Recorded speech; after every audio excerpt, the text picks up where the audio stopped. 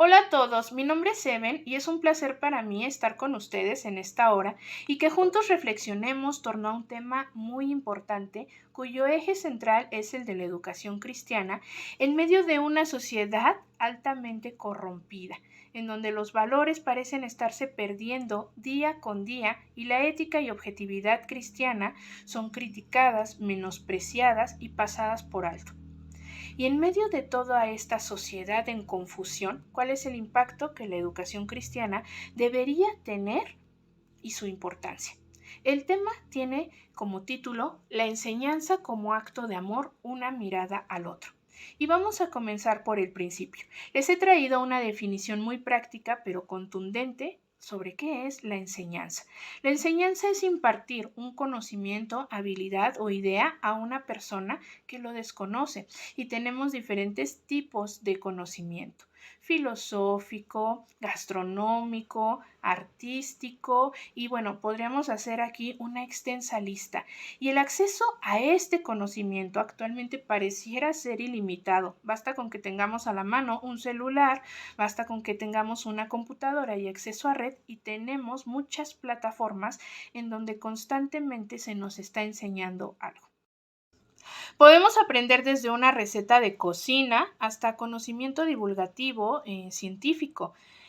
TikTok está diseñado incluso para que en un minuto se nos proporcione la mayor cantidad de conocimiento posible y en algunas ocasiones puede resultar muy útil, pero si analizamos un poco más a profundidad, nos vamos a dar cuenta que este boom tecnológico y este bombardeo de conocimiento no siempre representa un progreso. Necesitamos tener mucho cuidado de la información falsa. Tenemos que tener métodos que nos ayuden a discernir entre la información verdadera de la información que no lo es. Y sobre ello vamos a hablar un poquito más adelante. Pero vamos a ver, si enseñanza es impartir un conocimiento, habilidad o idea al otro que lo desconoce, ¿qué será educación cristiana? ¿Cuál será ese conocimiento que nosotros tenemos y que estamos mandados a compartir con los demás? Veremos que este es mucho más profundo que cualquier otro y es el de llevar al otro a la confrontación con la verdad. Este es el corazón de la educación cristiana. Y es que hablar de verdad en medio de esta sociedad es muy complicado, no es tarea sencilla. ¿Ustedes han escuchado sobre el término posverdad? La posverdad es la distorsión deliberada de la realidad. No se le da prioridad a los hechos tal cual, sino a cómo me hacen sentir esos hechos. Y esto es muy riesgoso. No hay personas equivocadas. Aquí todas las verdades pueden entrar, son accesibles.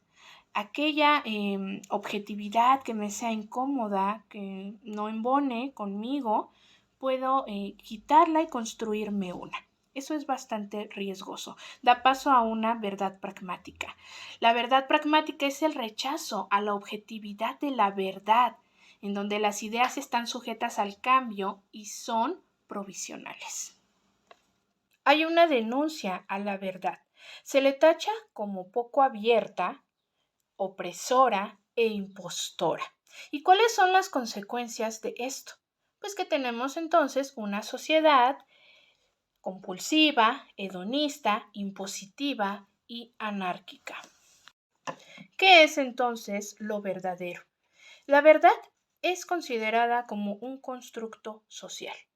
La mayoría es la que decide qué es lo que va a ser considerado como verdadero y todo aquel que esté en contra, que no esté de acuerdo, va a ser excluido, menospreciado, criticado y también va a intentar ser silenciado, como lo podemos ver pues en estos tiempos, y tenemos seguramente, se nos están viniendo a la mente muchos ejemplos. Y en medio de esta falta de objetividad, ¿qué pasa con la moral, con la ética, con el bien y con el mal? Tenemos jóvenes y gente confundida que ya no sabe discernir entre uno y el otro. Tenemos un alejamiento de la verdad. En alguna ocasión en la Facultad de Filosofía y Letras, un profesor nos decía algo que se me quedó marcado para siempre y que hasta el día de hoy me impactó, aunque él seguramente, no seguramente, más bien, estoy segura que no lo dijo en un contexto cristiano ni pensando en nada de lo que estamos hablando ahora. Él más bien lo decía en esta búsqueda por la verdad desde un sentido filosófico, pero que podemos aplicar muy bien, que en esta búsqueda, porque el filósofo busca la verdad, en esta búsqueda desesperada por ella, ¿qué pasaría si intentando llegar a ella nos estamos alejando cada vez más? Hay algo maravilloso que debemos saber, tenemos que tener presente y no se nos debe olvidar. En medio de esta búsqueda social desenfrenada por la verdad, quiero decirles que el cristiano no busca la verdad. El Hijo de Dios está en la verdad, ya está parado en ella. No estamos en esta marcha desesperada en donde queremos que todas las verdades se entren y finalmente ninguno tiene ya la verdad ni la razón. Nosotros estamos situados en ella y este es el mayor y gran conocimiento que estamos mandados a compartir. Sin embargo, compartir este conocimiento no va a resultar sencillo, porque nuestra naturaleza pecaminosa nos provoca un rechazo por la verdad, nos provoca un rechazo por Dios, por su palabra, por sus preceptos, y entonces todo comienza a hacer sentido. ¿Por qué es que ocurre toda esta distorsión de la verdad, de lo real, de todo aquello que no va con nosotros, es decir, con nuestro pecado? Entonces queremos rechazarlo. Hay un rechazo a la voluntad de Dios y por eso es que la palabra de Dios, la moral, el concepto de bien y mal, todo está confundido y está distorsionándose. Nuestra naturaleza pecaminosa nos hace tener este rechazo de manera natural y prácticamente instintiva. Y entonces el querer compartir y traer al otro a este conocimiento y entonces impartir esta enseñanza no es tarea sencilla y la verdad es que tampoco es para cualquiera. En la palabra de Dios tenemos una objetividad fiable, que no cambia a través del tiempo ni a través de las circunstancias. Esta moral, esta ética es la voluntad de Dios a la que nosotros debemos apegarnos y conocerla. Porque contrario a lo que el desconocimiento de Dios nos hace creer, aquí se encuentra la verdadera libertad. Porque la libertad no es hacer lo que queramos, eso es anarquía. La libertad es hacer, tener la oportunidad de hacer todo aquello para lo cual fuimos creados. Y este es un tema maravilloso que da para otra charla. ¿Qué nos dice la palabra de Dios con respecto a la verdad? Juan 14:6. Jesús les dijo: Yo soy el camino, la verdad y la vida. Nadie viene al Padre sino por mí. Jesucristo es la verdad y por lo tanto su palabra. Y estas certezas bíblicas son aplicables a cada época y a cada tiempo. Y no es la sociedad la que tiene que adecuar la verdad a su conformismo y a sus necesidades y a sus caprichos, sino que nosotros somos los que nos tenemos que adecuar a la verdad de Jesucristo. Romanos 8:7 nos habla de este rechazo por naturaleza a la voluntad de Dios y a su palabra. Los designios de la carne son enemistad contra Dios, porque no se sujetan a la voluntad de Dios ni tampoco pueden. Y entonces, ¿qué se nos manda hacer? Si hay un rechazo a esta palabra, evidentemente, como ya he mencionado, no tenemos fácil el compartirla. Pero ¿qué nos dice la palabra que debemos hacer? ¿Por qué debemos poner nuestra atención? ¿Cuál es la importancia de impartir este conocimiento, esta enseñanza? Marcos 16:15. Jesús les dijo: Id por todo el mundo y predicad el evangelio a toda criatura. El que creyere y fuere bautizado, éste será salvo. El que no creyere será condenado. El castigo por el menosprecio, el rechazo a Dios es la condenación.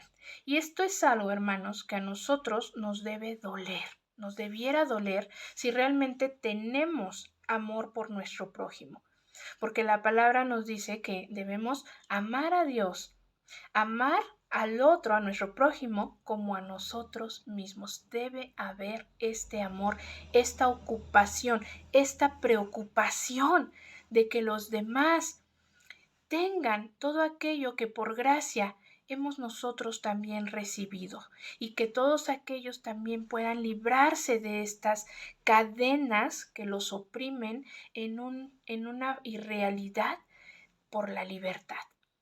Si nosotros somos hijos de Dios, esto debe ocuparnos y preocuparnos, y tenemos que estar metidos en ello. Sí, porque el Señor nos lo manda. Id por todo el mundo y predicad esta palabra, esta enseñanza, esto que nosotros ya tenemos, nos ha sido dado por gracia. Nosotros también tenemos que compartirlo, pero no solamente porque sea un mandato, sino porque amamos a los demás, amamos a nuestro prójimo. Hemos llegado al corazón de esta plática, la enseñanza como un acto de amor. No nos debe ser indiferentes esta condenación de la gente, de la humanidad, por el desconocimiento de Dios. No nos debe ser ajeno este dolor que los demás están, en donde los demás están inmersos, porque aparentemente pareciera que todos son muy felices, que están muy contentos. Vemos las redes sociales que son altamente engañosas y vemos que todos tienen vidas perfectas, pero nosotros sabemos, hermanos, que eso no es así, es ilusorio, porque la verdadera felicidad y la verdadera libertad se encuentra en Cristo. Entonces tenemos mujeres intentando cambiar su apariencia física, no satisfechas consigo mismas. Pareciera que esto es de otra época, porque estamos en pleno 2023, en la era de la inclusión, del progreso. Pero si ponemos un poco de atención, vamos a ver personas muy tristes y muy rotas, con una fachada en fotografías, una fachada en las redes sociales, y si nosotros podemos verlo y de pronto hasta nos asustamos con tanta maldad en constante crecimiento, a veces queremos hacer una burbuja, ir a la iglesia, regresar, instruir a los niños. Incluso he escuchado muchos hermanos que no quieren mandar a sus hijos a la iglesia por este cambio de modelo educativo que quiere instaurarse en las escuelas para que los niños aprendan la ideología de género. Sabemos que quiere ser permitido que los niños cambien de sexo desde temprana edad, y que todo esto sea considerado como bien, que estas plataformas en donde las jóvenes y los jóvenes muestran su cuerpo a cambio de dinero nos quieren decir que eso está bien, que es correcto. Y pensamos que eso es algo externo, algo de afuera, que no nos afecta, que nuestros jóvenes, nuestros niños, nuestros adultos están protegidos, pero eso no es cierto. Pongamos atención y veremos que sí impacta, que sí nos afecta, que tenemos a nuestros jóvenes también en esta disyuntiva de qué es bueno y qué es malo, y en esta falsa realidad de que la libertad es hacer todo aquello que el cuerpo me está pidiendo. Y esto es algo terrible. Cuando nosotros somos ya hijos de Dios, el pecado nos duele. Toda esta podredumbre en la que estamos inmersos nos duele. Estas jóvenes y jóvenes, en vez de enojarnos y decir, oh, pervertidos, deben ser condenados, deben dolernos.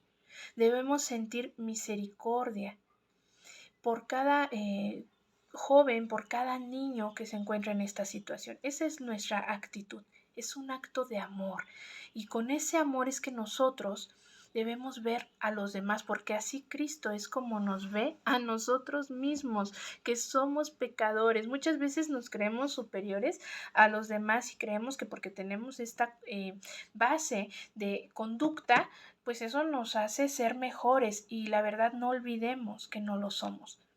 El Señor ha tenido a bien darnos de su gracia, y a nosotros nos debe ocupar el llevar a la confrontación con esta verdad que nosotros conocemos a los demás. Eso nunca lo tenemos que dejar de tomar en cuenta.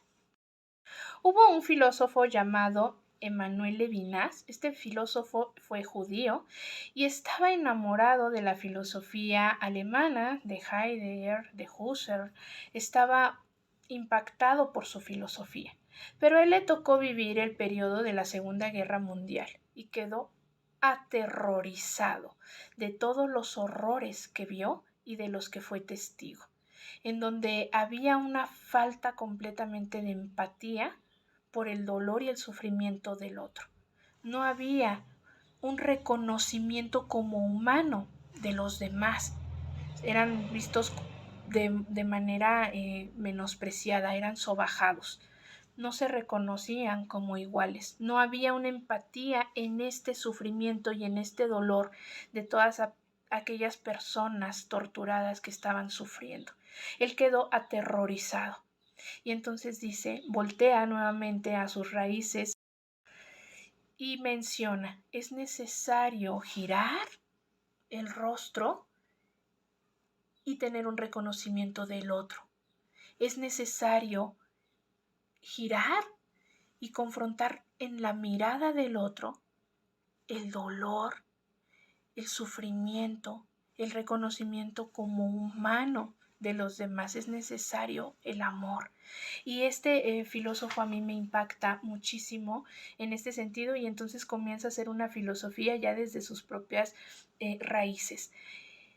Es necesario que el sufrimiento y el dolor y las consecuencias del pecado, que es la condenación, nos duela. Es necesario que miremos a la sociedad con una perspectiva de amor y de perdón, y que ese sea nuestro estandarte para ir y desde ahí compartir las enseñanzas y el conocimiento de Dios, hermanos.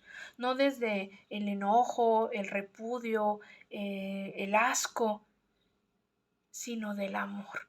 Del amor, y claro que somos tajantes en rechazar todo aquello que está en contra de nuestras verdades bíblicas, y las vamos a defender, pero no las vamos a defender desde el odio, las vamos a defender desde el amor y desde el dolor que la consecuencia del pecado está trayendo a nuestra sociedad. Para finalizar esta charla, voy a concentrar todo lo que hemos dicho en 3 puntos necesarios que el educador debe tomar en cuenta al momento de instruir la palabra y este conocimiento. Número 1. Necesitamos conocer la realidad desde la perspectiva del Creador. Tenemos que estar en una constante preparación. Esto es la única manera de lograr que la realidad la podamos entender desde esta perspectiva y de ninguna otra ideología, de ningún otro conocimiento que surja y que quiera ser inculcado en nosotros. Nosotros tenemos que estar firmes en la palabra, en el conocimiento de Dios, y la realidad la tenemos que ver y entender desde esta perspectiva. Porque si comenzamos a aceptar ideas que vienen de otros lados y que muchas veces son contrarias, pero vienen de manera engañosa a querer confundir, si nosotros no estamos cimentados en este conocimiento ni preparados, nosotros mismos podemos ser confundidos y arrastrados. Es por eso que es nuestro deber estar en constante preparación del conocimiento de la palabra. El número 2 es estar convencidos de que de Dios viene la sabiduría y la inteligencia. Proverbios 2:6 nos dice, porque Jehová da la sabiduría y de su boca vienen el conocimiento y la inteligencia. Si nosotros mismos no creemos que lo que estamos nosotros aprendiendo y enseñando es la verdad, pues entonces, ¿qué es lo que estamos haciendo? Nosotros tenemos que tener esta certeza de que la verdad no proviene de estas corrientes de pensamiento emergentes que vayan surgiendo a través del paso del tiempo. Nosotros debemos estar confiados en que la palabra de Dios no cambia, en que la palabra de Dios es verídica, es veraz, que podemos sujetarnos a ella, que hay una objetividad en ella y que es verdadera. Porque entonces, de lo contrario, no estaríamos siendo honestos. No estaríamos siendo honestos al compartir esta palabra, primeramente, ni con nosotros ni con los demás. no tendríamos esta pasión. Cuando uno cree en algo y está verdaderamente firme y cierto, vamos a defender, vamos a hacer una defensa de nuestra fe. Entonces tenemos siempre que estar seguros de lo que estamos creyendo y ser honestos con nosotros mismos. Y número 3, necesitas amor. Si tú eres un maestro de niños, debes interesarte en las necesidades de los niños. Debes empaparte de cómo se enseña a un niño en sus diferentes edades, cómo captar su atención. No es lo mismo hablar a un adulto que a un pequeñito. Entonces tenemos que prepararnos por amor para que la enseñanza llegue verdaderamente a los pequeños. Si eres un maestro de jóvenes, tienes una tarea igualmente importante: atender a sus necesidades, a sus preguntas, y para ello tienes que estar preparado tú en temas que les importan. No puedes decir, ok, este tema del aborto o de la ideología, pues no lo manejo muy bien, pero pues la palabra dice que está mal, entonces ya con este argumento me quedo. Tienes que empaparte, tienes que aprender, tienes que instruirte para poder tú también instruir. Y esto lo vas a hacer atendiendo a las necesidades en particular de los jóvenes. Si eres un maestro de catecúmenos, si eres un maestro de adultos mayores, si eres a quien tú le estés dando clases, debe haber un amor por el otro, un interés genuino por las necesidades, porque de esta manera vamos a preparar las clases, vamos a preparar los materiales de manera que verdaderamente sean eficientes. Oremos para que nunca nos sea indiferente el dolor y las consecuencias del pecado, que es la muerte. Nosotros tenemos una tarea muy específica que hemos sido llamados para hacer, y es anunciar y enseñar el conocimiento de Dios, ese conocimiento que otorga libertad y que otorga vida. Y aunque no es una tarea sencilla en medio de esta sociedad que la rechaza, tenemos que hacer nuestro esfuerzo, estar en constante oración, que nunca el amor por los demás se agote, que la iglesia no sea indiferente, que no hagamos oídos sordos a estas necesidades. Ocupémonos en nuestras responsabilidades, pero siempre con la mirada en su importancia. Si nosotros olvidamos la importancia de lo que estamos haciendo, difícilmente vamos a tener un impacto real en los demás. Los invito a que lo hagamos y a que sigamos adelante. En la palabra de Dios, el Señor va con nosotros, no vamos solos, pero hagamos nuestro esfuerzo. Que Dios les bendiga.